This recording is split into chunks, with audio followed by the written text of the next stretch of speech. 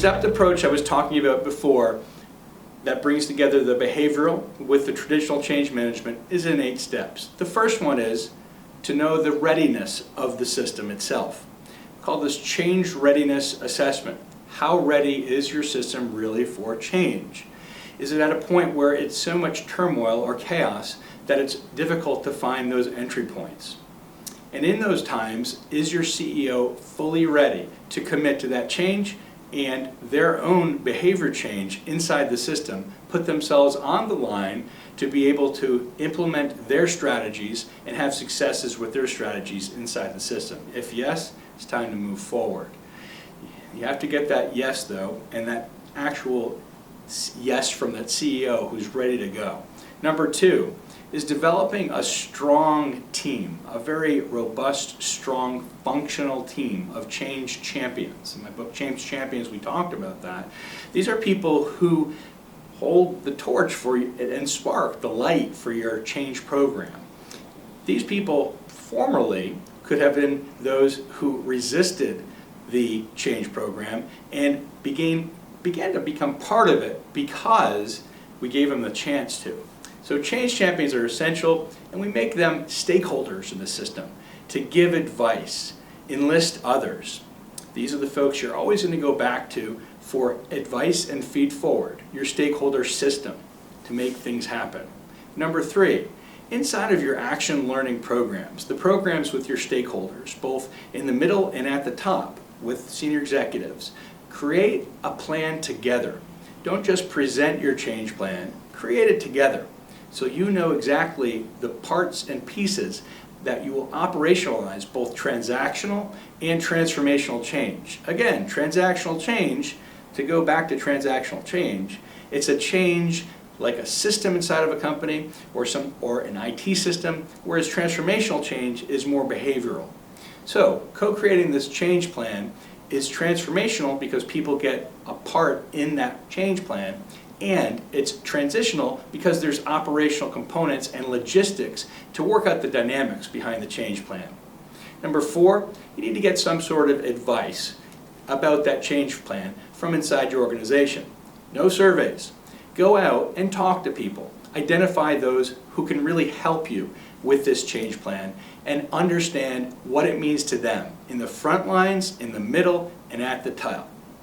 Number 5, it's time to go up to the top and co-create with the senior executives and really enlist and understand their design of that presentation and how they'll work with the CEO to make it happen.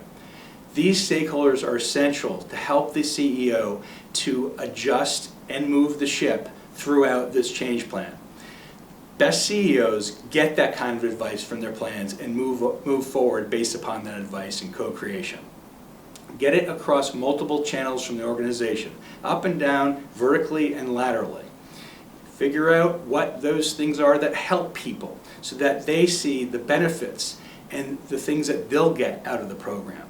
Adoption is critical because if I don't know what's going to help me based upon this change program and why I should take part in it, there's no reason for me to do it. So what do I get as a result of being part of this oh so important change program and being extremely clear about where we're going?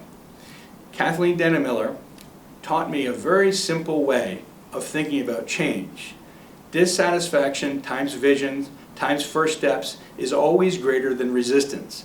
When you have clarity of that vision and your first steps, people will go with you. And especially if they know their dissatisfaction and what they're getting as a result of going with you, life will be good. Be sure to monitor and adapt that system as you go along. Continuous change is essential. Work inside, understand where it's at, and then continuously adapt and evolve. Number 7, look out for those people inside your system who have that R that I just talked about from Kathleen Dennemiller, resistance. They're your friends. We want to know what they say and what their challenges are in the system and infuse them into the change champions I talked about formally in the process. What do they need to do? What do they need to do to appreciate the system and move forward? Consequences, carrot and stick, are a thing of the past. Telling them that if you don't do this, life won't be so good for you, is not going to work out so well. Instead, make them champions, get them what they want and need and the resources to make it happen. That's what I found in my book, In Great Company, that the best leaders, whether it be John Tu of Kingston Technologies, Gary Ridge of WD-40, did one important thing. They gave people resources and made it worth their while to make awesome change inside of a company that made sense and was values-based. That makes things work. Carrot and stick don't work. Last step. Now it's time to continuously evaluate.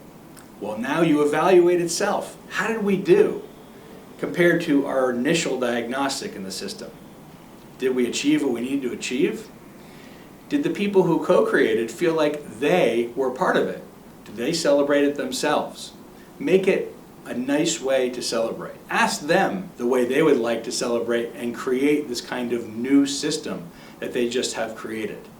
This will make them really know that they created something bigger, larger than themselves, and an organization that will always win. Because when you treat an organization or a human like a problem, you may win or you may lose. But if you treat it like a human system, you'll always win.